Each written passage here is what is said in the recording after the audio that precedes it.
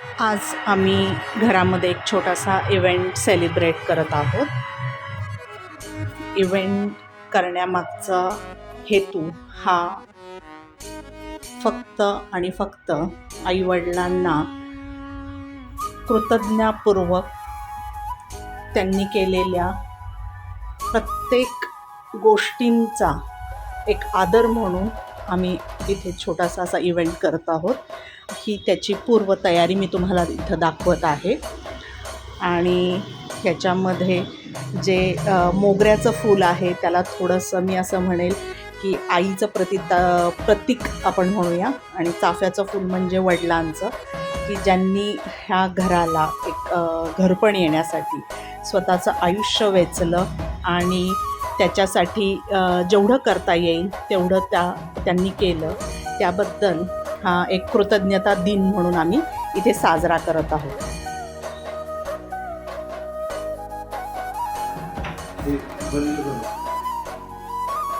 या वेलकम.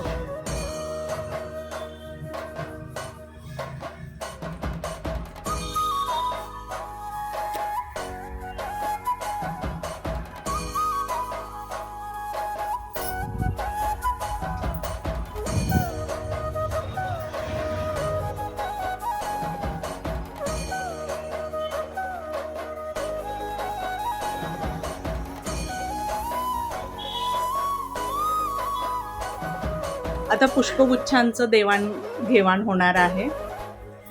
गुलाब म्हणजे प्रेमाचं प्रतीक, ते एकमेकांना देऊन हा आजचा दिवस ते साजरा करत आहेत आणि त्यांच्या चेहऱ्यावरचा आनंदच त्यांचं प्रेम हे आपल्याला दाखवून देत आहे. मोगरा की जो सुहासाचं प्रतीक आहे आणि प्रेमाचंही प्रतीक, की असा संसारामध्ये सुहास आणि आनंद टवटवीतपणा टिकवून ठेवण्याचं श्रेय हे दोघांनाही तितकंच जातं.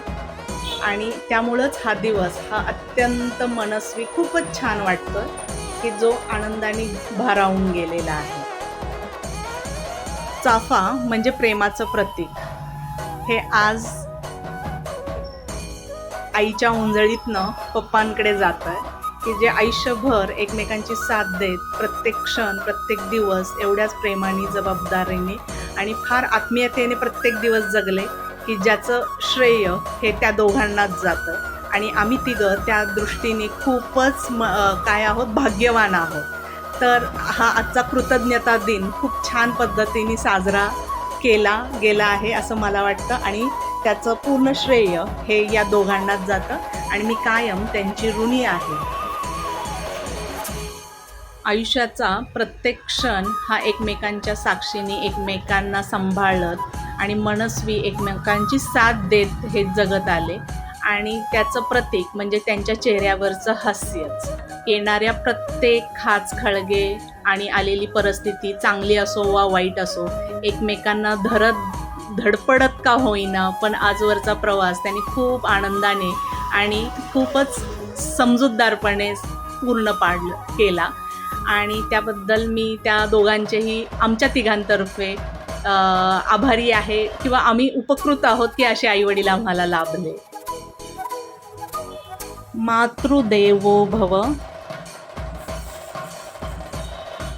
पितृदेवो भव.